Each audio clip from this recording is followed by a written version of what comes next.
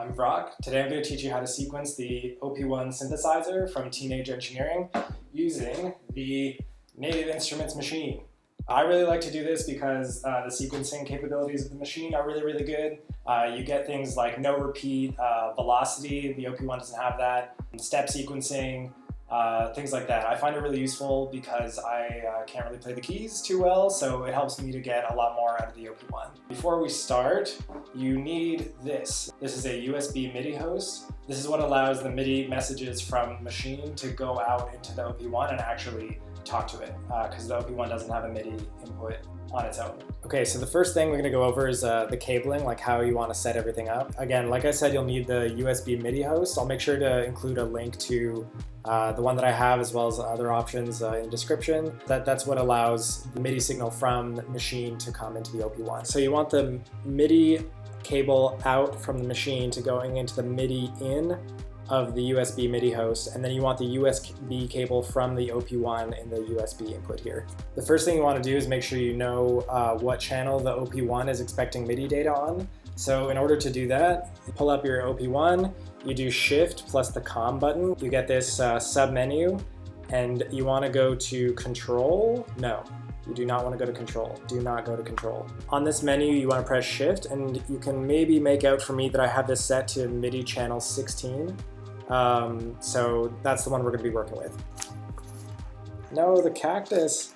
Now that we know that the OP-1 is on MIDI channel 16, you want to do the same thing on Maschine. So we're going to be using a Maschine instrument with the same MIDI channel to control the OP-1. So the first thing you want to do is load up an instrument.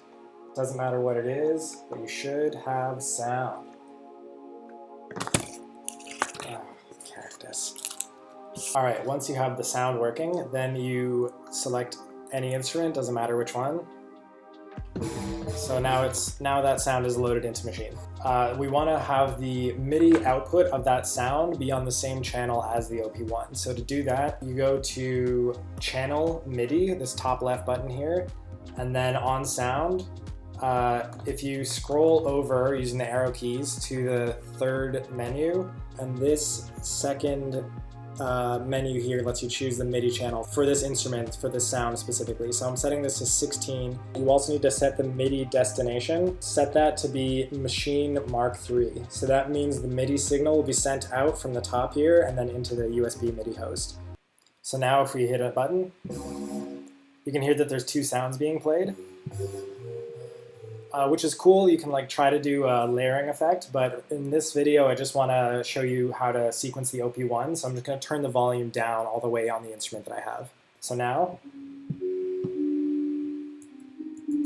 it's the same sound, so this is controlling the OP-1, which is cool. So again, why are we doing this? Well, you get to have all the benefits that Maschine has in its sequencer and bring it to the OP-1. So for example, you can go to chord mode and select chords to play.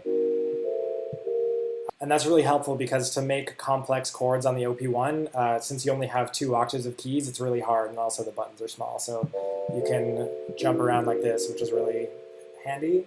You also get scales, of course. You can play in modes or exotic scales or whatever you want to do.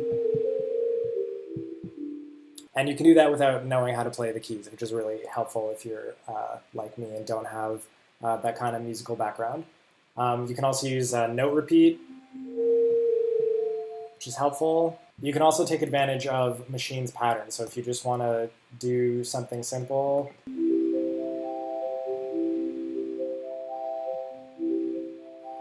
and that's really nice.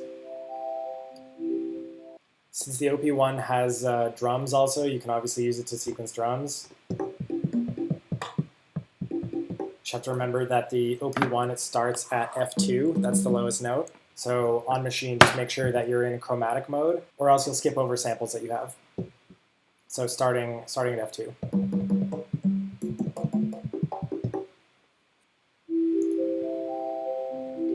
The downside to this is that you can only have the OP-1 doing one part at a time. So if you have a pattern going like this and switch to drums, the same pattern is still playing, it's triggering the MIDI notes on the OP-1 drums, but you have to think carefully about switching between different instruments. Who knows though, maybe you can use it in like a cool performance way to add in a new texture onto something. but it's something to know. You can get really creative with it though. So if you had the output of the OP-1 going back into the Maschine, you can use the Maschine as a looping pedal to build up different OP-1 samples. And so in that way you get like a pretty cool workflow where you can keep all the actual sequencing in Maschine, and you can try out lots of different ideas and sample them all into Maschine while using many different sounds in the OP-1.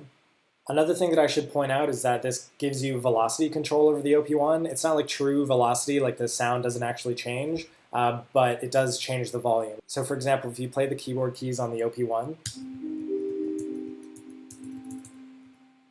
it makes the same sound no matter how hard you press it. But if you sequence it using the machine pads instead, you do actually get some velocity control.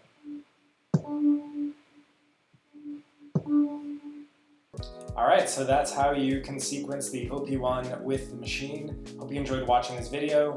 If you want to keep up with me, please subscribe to the channel. You can also find me on Instagram and Facebook and all those things at DJ Vrock. And my music is on Spotify, SoundCloud, everywhere else. Cool. Thanks again. See you soon.